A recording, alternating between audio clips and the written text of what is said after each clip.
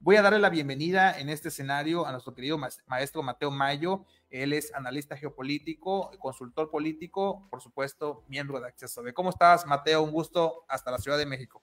Un gusto saludarte, Luis, nuevamente. Un saludo para ti, para tu audiencia hasta Villahermosa y como siempre, gracias por la invitación y al equipo técnico de Radio Choca por hacer esto posible. Hoy estamos viviendo un triunfo arrasador en la reelección de Nayib Bukele en El Salvador, con un porcentaje sumamente arrasador. 82.6% de la intención del voto la obtuvo todavía presidente de El Salvador, y bueno, dejó pues más, por así decirlo, sepultó a su oposición en ese pequeño país que como ha causado de alguna manera dentro de la narrativa mundial un efecto mediático interesante. ¿Cuál es tu opinión al respecto? ¿Cómo lo podemos desmenuzar desde tu punto de vista de la experiencia que tienes en el tema geopolítico? Pues bueno, como tú lo mencionaste, Luis, El Salvador sí, efectivamente es un país muy pequeño, es un país centroamericano, hay que ubicarlo geográficamente. Es un país que apenas su extensión territorial tiene 21,000 kilómetros cuadrados. Es un país relativamente muy pequeño, por ejemplo, si lo comparamos con México, que tiene casi 2 millones de kilómetros cuadrados. Primero que nada, hay que poner también en contexto que El Salvador tiene un sistema bipartidista que hoy prácticamente quedó dinamitado. Y también El Salvador tuvo una última guerra civil en los 70s, 80s, 90s. Me parece que en los 90s es cuando finaliza la guerra civil de El Salvador. Entonces estamos hablando de que prácticamente El Salvador tiene 3 décadas de democracia, entre las cuales el gobierno ha alternado entre un gobierno de centro derecha, que es el Partido de la Arena, y un gobierno de izquierda, que es el FMLN, que es el partido que se institucionalizó después de la Guerra Civil Salvadoreña, que es el Frente para Farabundo Martí para la Liberación Nacional. Nayib Bukele, que por cierto ya había sido alcalde de la capital, aparece y se figura como un outsider y gana una primera elección en 2019. Ahorita les voy a mencionar los porcentajes. En 2019 ganó con el 53.10%, frente a Arena, que tuvo el 31.7%, y el FMLN tuvo el 14.4%. Ahora, en esta segunda elección, Bukele, como vemos ahí en pantalla, obtiene el 80%, el FMLN tiene un poco más del 6% y Arena cerca del 7% aproximadamente. Entonces, estamos viendo en que prácticamente esta elección dinamitó la oposición y rompió el bipartidismo. Y el auge de figuras nuevas, de outsiders, está generando que se rompan los esquemas de política tradicional. Y ¿qué es lo que nos dice esto? Que hay un gran sector del electorado que está cansado de las opciones tradicionales, y por eso es que son victorias en algunos casos arrasadoras. Hay una gran pregunta: ¿por qué están surgiendo muchos populismos en la región?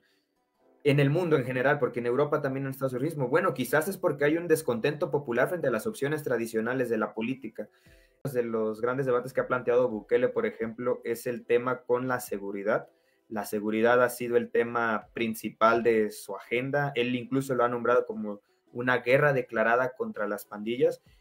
Y esta política de mano dura es la que ha ganado reflectores y despertado muchos aficionados y admiradores en otros lados del país. Pero en los primeros años de gobierno de Andrés Manuel López Obrador tuvo una relación muy cercana con Nayib Bukele. Recordarás que también generó un paquete de apoyo a ese país que de alguna manera emulaba a un programa aquí en nuestro país. Y bueno, fue muy criticado el presidente Andrés Manuel López Obrador, pero después de eso como que lo último que recuerdo fue ese accidentado golpe que le dio Andrés Manuel al presidente de El Salvador, y de ahí, bueno, ya no vi más relación. ¿Hay algo que esté pasando con esta elección? ¿Algo pudiera tener alguna tendencia aquí en México en este sentido? ¿Algo pudiera influir en este sentido? Sobre todo porque nosotros estamos en un proceso, en medio de un proceso electoral. Sí, para responder esa pregunta voy a hacer un poco de antecedentes geopolíticos, porque hay que entender cuál es la importancia geoestratégica de esta región para nuestro país. Hay que recordar que durante la época colonial estos países pertenecían a la Capitanía General de Guatemala y México pues al Virreinato de la Nueva España. Entonces, cuando se generan los procesos de independencia, México sí o sí se ve obligado a establecer relaciones con estos países y aquí le surge un gran dilema geopolítico que es, ¿se distancia de esos países para concentrarse en sus problemas internos o se preocupa por la estabilidad en estos países porque a final de cuentas, como son países vecinos, le repercuten? Eventualmente la historia demostró que México tenía que preocuparse por la estabilidad en estos países para garantizar sus fronteras y para garantizar también cierta estabilidad para sí mismo, porque es una de las regiones más directas que tenemos.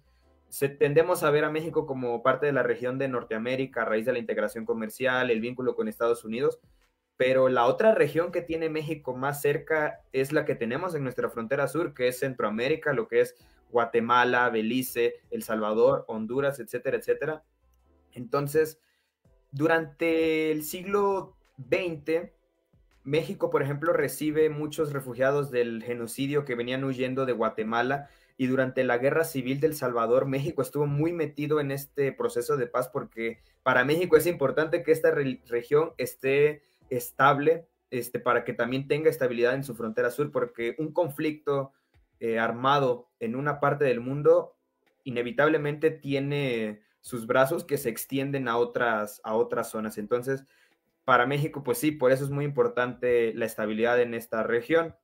En ese sentido, Andrés Manuel López Obrador lo que propone cuando llega a la presidencia es un plan de desarrollo integral para estos tres países del Triángulo Norte de Centroamérica, que son Guatemala, Honduras y El Salvador. Exportan dos programas que son Jóvenes Construyendo el Futuro y se exporta Sembrando Vida a El Salvador. ¿Por qué? Porque es importante invertir en la estabilidad en esta región también para beneficio de México. Ese es el enfoque geopolítico y geoeconómico que ha tenido México. Estados Unidos no lo ha visto de la misma manera. Y ahorita con las elecciones en Estados Unidos tampoco Donald Trump lo ve de esa manera. De hecho, es un enfoque geopolítico totalmente diferente. Con esto, digamos que inicia el primer contacto entre esta relación bilateral entre el gobierno de Andrés Manuel López Obrador con el gobierno de Nayib Bukele. Sin embargo, cuando Nayib Bukele comienza su famosa guerra contra las maras, guerra contra las pandillas, es que empieza a distanciarse de este gobierno. ¿Por qué? Porque estas políticas de mano dura empiezan a resquebrajar hasta cierto punto el orden constitucional, el Estado de Derecho de El Salvador, y vulneran múltiples derechos humanos. En 2021, El Salvador fue el país con mayor tasa de población encarcelada, con 605 habitantes encarcelados por cada 100,000 habitantes. México en ese entonces ocupaba el lugar 93 con 173 personas por cada 100,000 habitantes. Y por poner otro ejemplo, Estados Unidos era el sexto país con mayor población encarcelada, con 505 personas por cada 100,000 habitantes. Entonces estamos hablando que en 2021 El Salvador incluso tenía índices carcelarios por una tasa de población encarcelada mucho mayor a países más grandes que él, como México, como Estados Unidos, como Cuba, Turkmenistán y como Ruanda. Entonces,